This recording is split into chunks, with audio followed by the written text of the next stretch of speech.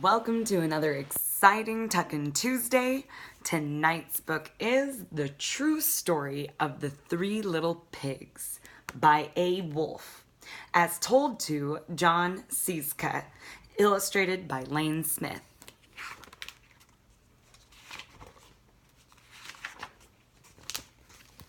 Everybody knows the story of the three little pigs, or at least they think they do.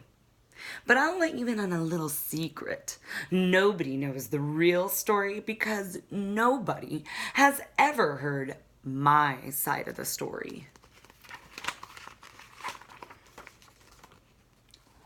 I'm the wolf, Alexander T. Wolfe. You can call me Al. I don't know how this whole big bad wolf thing got started, but it's all wrong. Maybe it's because of our diet. Hey, it's not my fault wolves eat cute little animals like bunnies and sheep and pigs. That's just the way we are. If cheeseburgers were cute, folks would probably think you were big and bad too. But, like I was saying, the whole big bad wolf thing is all wrong. The real story is about a sneeze and a cup of sugar. This is the real story. Way back in Once Upon a Time, I was making a birthday cake for my dear old granny. I had a terrible sneezing cold. I ran out of sugar.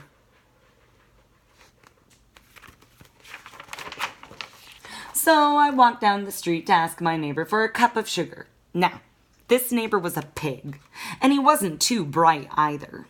He had built his whole house of straw. Can you believe it? I mean, who in his right mind would build a house of straw?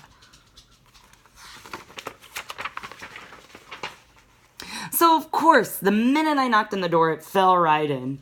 I didn't want to just walk into someone else's house, so I called, little pig, are you in? No answer. I was just about to go home without the cup of sugar for my dear old granny's birthday cake. That's when I felt my nose started to itch. I felt a sneeze coming on. Well, I huffed, and I snuffed, and I sneezed a great sneeze. And you know what? That whole darn straw house fell down.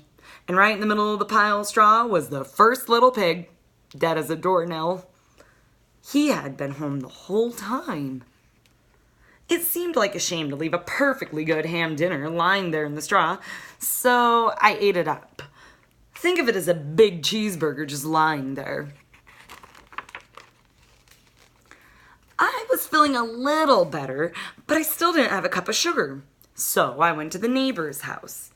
This neighbor was the first little pig's brother. He was a little smarter, but not much. He had built his house of sticks.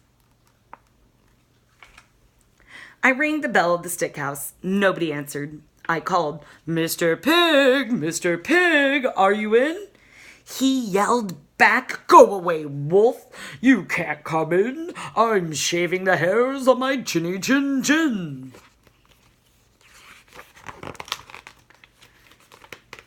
I had just grabbed the doorknob when I felt another sneeze coming on. I huffed, and I snuffed, and I tried to cover my mouth, but I sneezed a great sneeze. Achoo! And you're not going to believe it, but this guy's house fell down just like his brother's.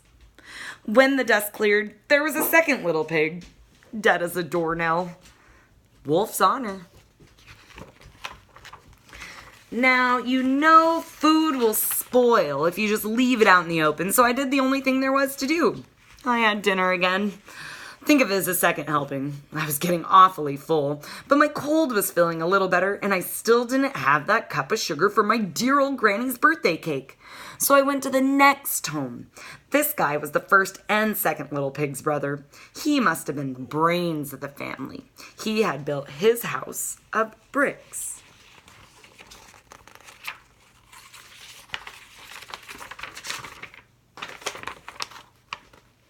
I knocked on the brick house. No one answered.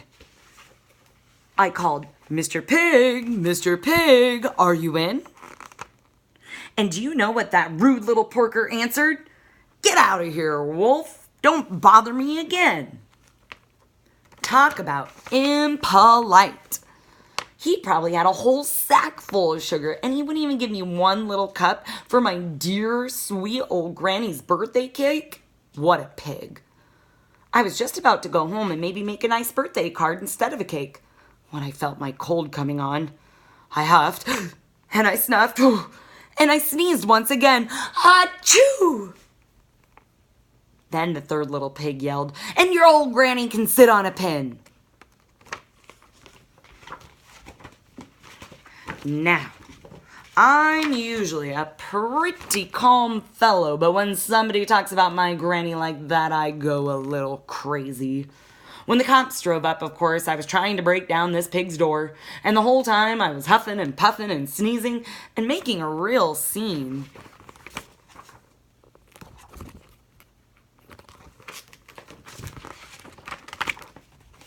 The rest, they say, is history. The news reporters found out about the 2 pigs I had for dinner. They figured a sick guy going around borrowing a cup of sugar didn't sound very exciting, so they jazzed it up with all that big and bad and huff and puff and blow your house down. And they made me the big bad wolf. That's it. The real story. I was framed. But maybe you could loan me a cup of sugar? As you could tell, that book is well loved around here and fallen apart on me. I hope you enjoyed the story. Have a wonderful, terrific Tuesday.